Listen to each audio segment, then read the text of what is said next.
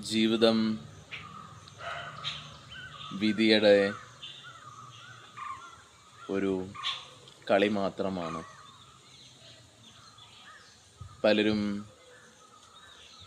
അവർ വിധിച്ചതുപോലെ ജീവിതം നയിക്കുന്നെന്ന് പറഞ്ഞാലും അവർ വിചാരിച്ച പോലൊന്നുമല്ല ജീവിതം പോയിക്കൊണ്ടിരിക്കുന്നത്. നമ്മൾ എന്തൊന്ന് ആഗ്രഹിച്ച് നേടിയെടുത്താലും അത് നമ്മളിൽ നിന്ന് വന്നതല്ല. നമ്മൾ ഒരു കാര്യം കേൾക്കുന്നു, അതിനെ മനസ്സിലാക്കുന്നു, ഒരു ഇഷ്ടമുണ്ടാവുന്നു, ഒരു അഹന്ത ഉണ്ടാവുന്നു. അത് നേടിയെടുത്തെന്ന് പറഞ്ഞാലും അത് ഒരിക്കലും നമ്മുടെ വിധിയുടെ മുകളിൽ അധികാരം സ്ഥാപിച്ചെന്ന് പറയാൻ കഴിയില്ല. അതും വിധിയുടെ ഒരു കളി തന്നെയാണ്. നോക്കൂ, ജനനം നമുക്കറിയില്ല, മരണമാണെങ്കിലും അറിയില്ല, എത്ര വലിയ കേമനാണെങ്കിലും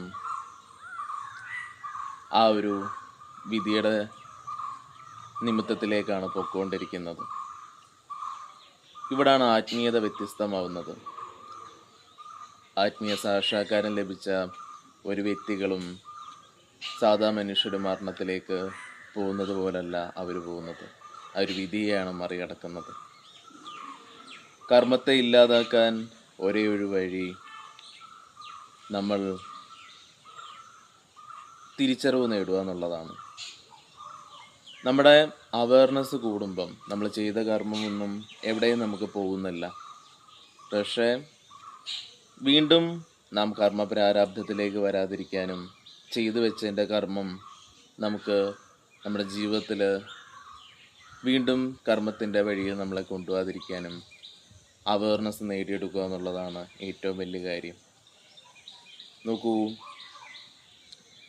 സന്യാസം സ്വീകരിച്ചോ അല്ലെങ്കിൽ കുടുംബം വിട്ടുപോയോ ഒന്നും അതിൻ്റെ ആവശ്യമില്ല അവയർനെസ് നേടിയെടുക്കാൻ.